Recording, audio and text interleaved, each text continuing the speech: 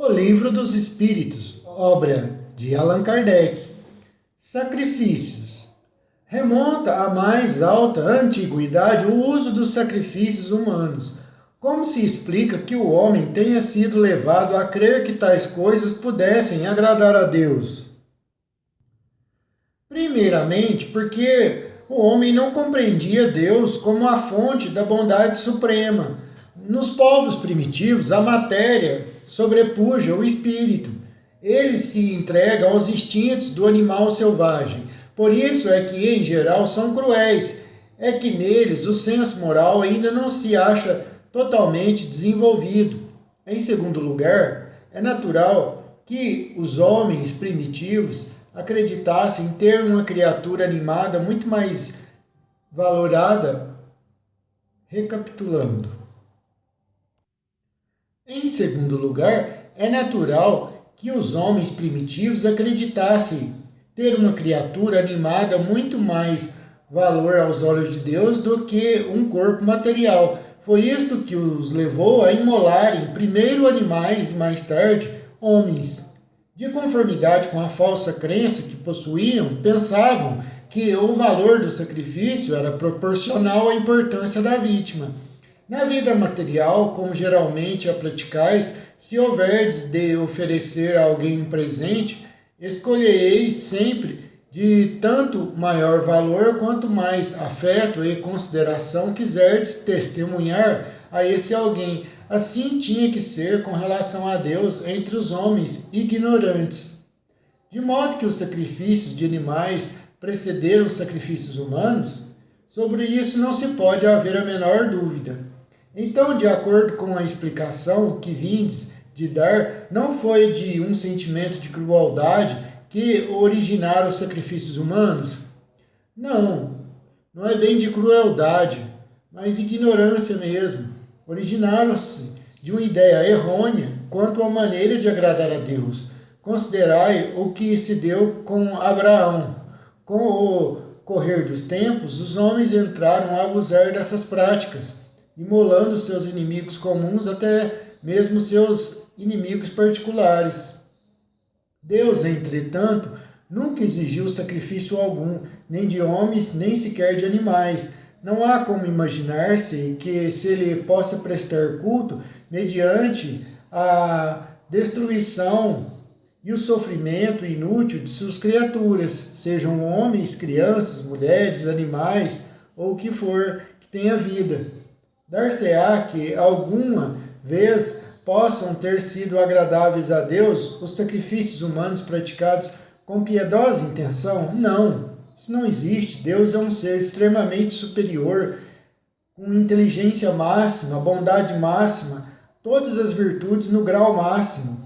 Um homem bom estaria feliz se alguém sacrificasse um animalzinho, um homem muito bom, ou alguém por ele. Imagine Deus, que o homem, por mais bom que seja, não chega a um átomo da bondade de Deus.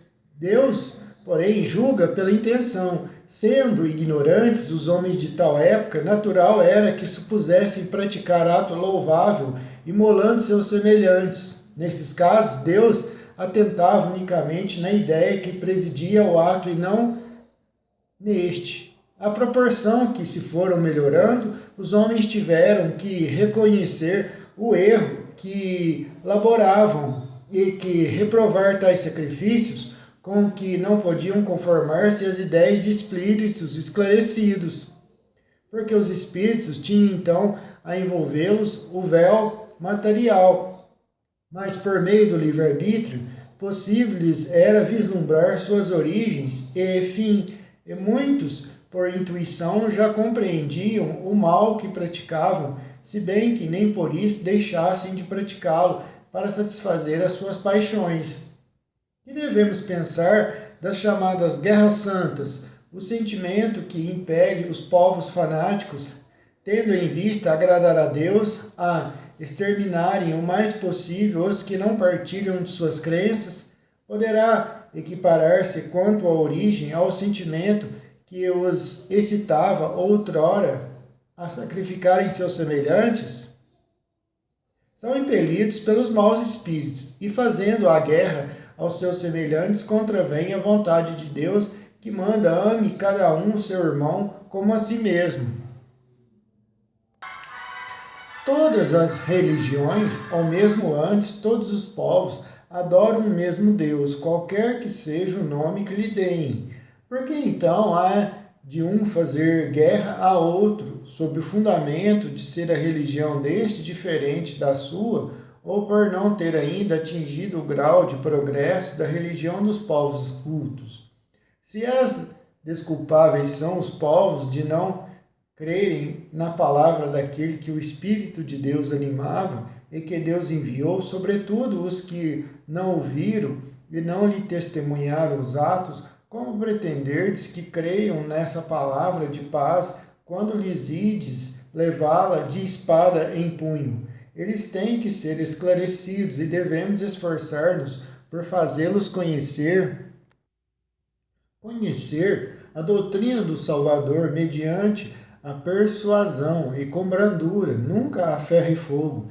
Em vossa maioria, não acreditais nas comunicações que temos com certos mortais. Como quereris que estranhos acreditassem na vossa palavra, quando desmentis com os atos a doutrina que pregais? A oferenda feita a Deus de frutos da terra tinha a seus olhos mais mérito do que o sacrifício dos animais? Já vos respondi, declarando que Deus julga segundo a intenção e que para ele pouco importa o fato. Mais agradável, evidentemente, era a Deus que lhe oferecessem frutos da terra, em vez do sangue das vítimas. Como temos dito e sempre repetiremos, a prece proferida do fundo da alma é 100 vezes mais agradável a Deus do que todas as oferendas que lhe possais fazer. Repito que a intenção é tudo, que o fato nada vale na verdade. Não seria um meio de tornar essas oferendas agradáveis a Deus, consagrá-las a minorar o sofrimento daqueles a quem falta o necessário, e neste caso o sacrifício dos animais, praticado com fim útil, não se tornaria meritório, ao passo que era abusivo quando para nada servia ou só aproveitava aos que de nada precisavam? Não haveria qualquer coisa de verdadeiramente piedoso em consagrar-se aos pobres as primícias dos bens que Deus nos concede na terra? Deus abençoa sempre os que fazem o bem. O melhor meio de honrá-lo consiste em minorar o sofrimento dos pobres e dos aflitos. Não quero dizer com isto que ele desaprove as cerimônias que praticais para lhe dirigirdes as vossas preces. Muito dinheiro, porém, aí se gasta que poderia ser empregado mais utilmente do que o é. Deus ama a simplicidade em tudo. O homem que se atém às exterioridades e não ao coração é um espírito de vistas acanhadas. Dizei em consciência se Deus deve atender mais à forma do que ao fundo. Da lei do trabalho, necessidade do trabalho. A necessidade do trabalho é lei da natureza? O trabalho é lei da natureza, por isso mesmo que constitui uma necessidade, e a civilização obriga o homem a trabalhar mais, porque lhe aumenta as necessidades e os gozos. Por trabalho só se deve entender as ocupações materiais. Não, o espírito trabalha, assim como o corpo. Toda ocupação útil é trabalho. Porque o trabalho se impõe ao homem? Por ser uma consequência da sua natureza corpórea. É expiação e, ao mesmo tempo, meio de aperfeiçoamento da sua inteligência. Sem o trabalho, o homem permaneceria sempre na infância.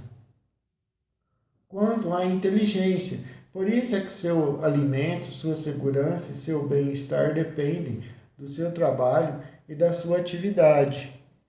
Em compensação, ao extremamente fraco de corpo, outorgou Deus a inteligência, mas é sempre um trabalho, porque provê a natureza por si mesma a todas as necessidades dos animais. Bom, Tudo na natureza trabalha. Como tu, trabalham os animais, mas o trabalho deles, de acordo com a inteligência de que dispõem, se limita a cuidarem da própria conservação.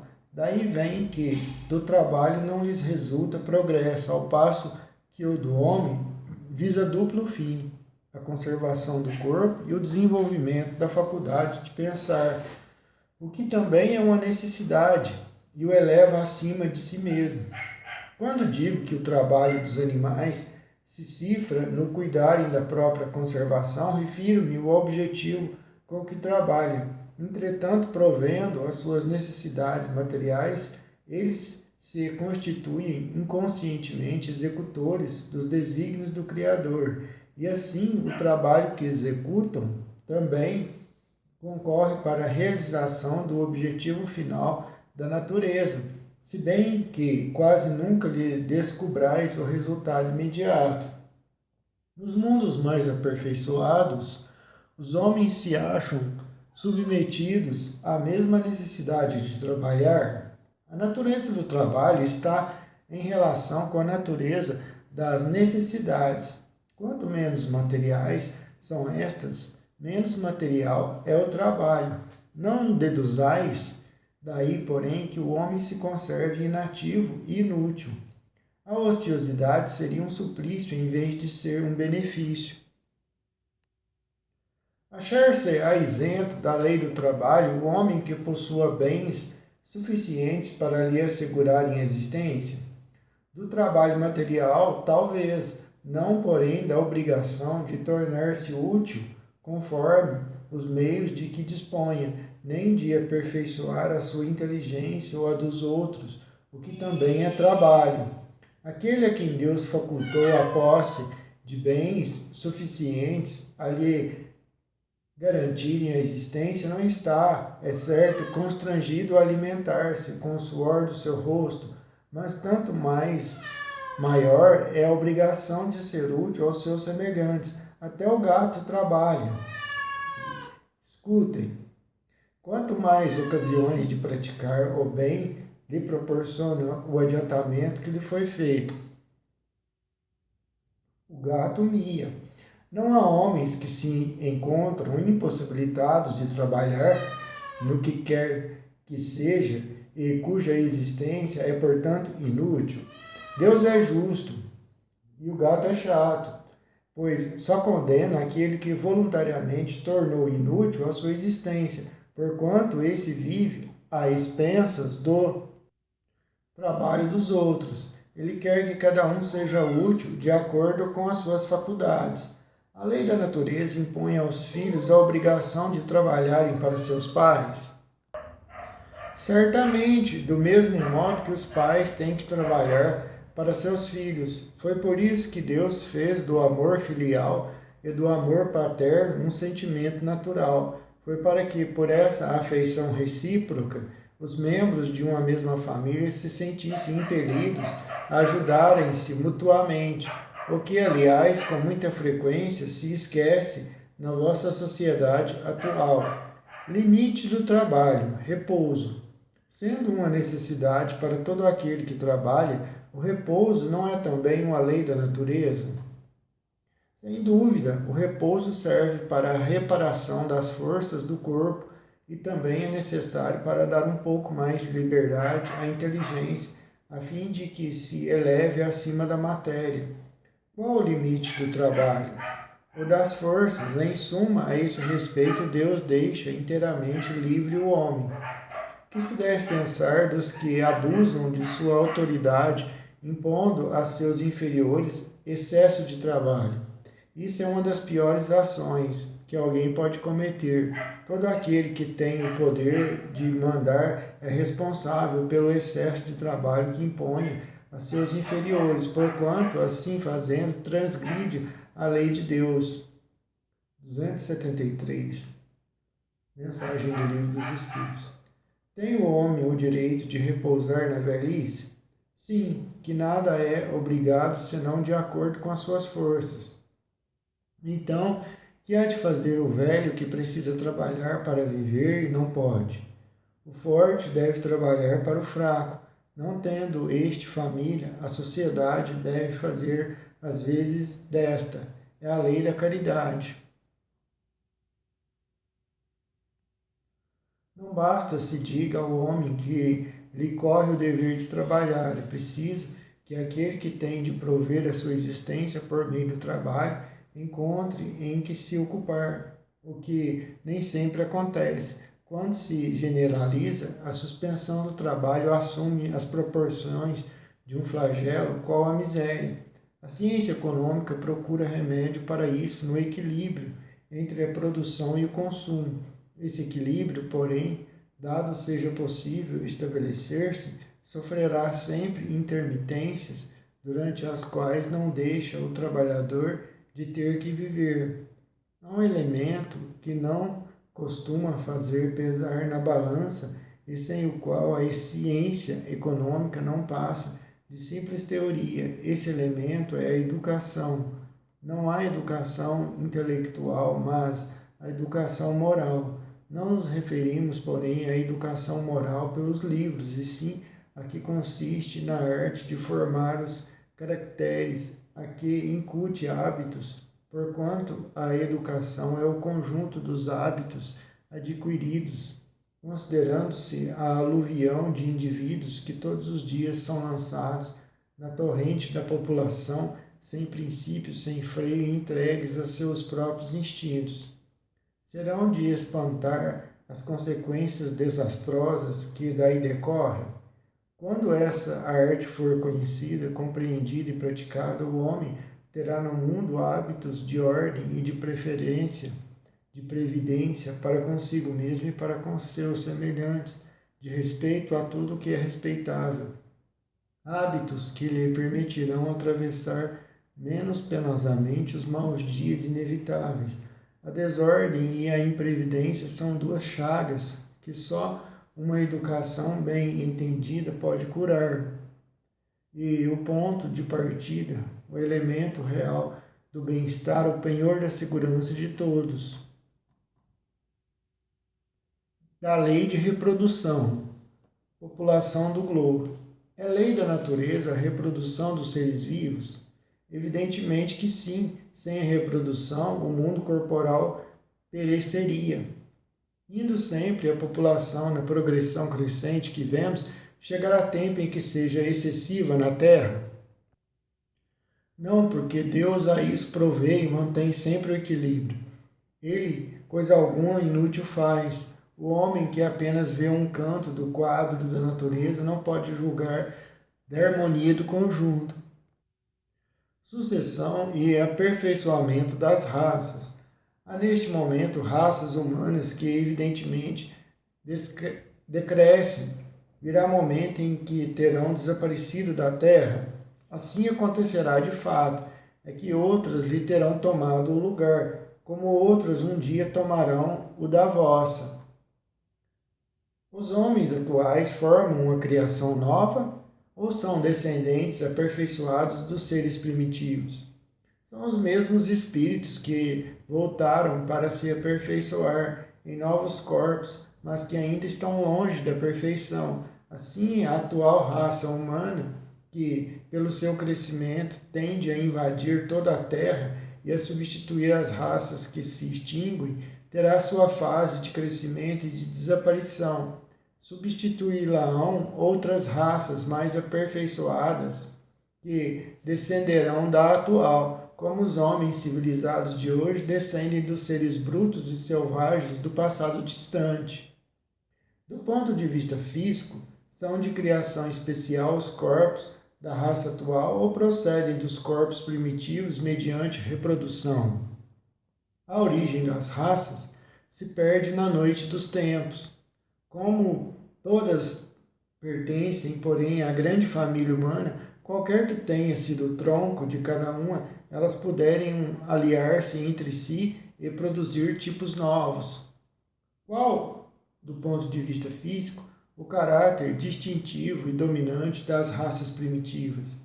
Desenvolvimento da força bruta à custa da força intelectual. Agora, dá-se o contrário, o homem faz mais pela inteligência do que pela força do corpo.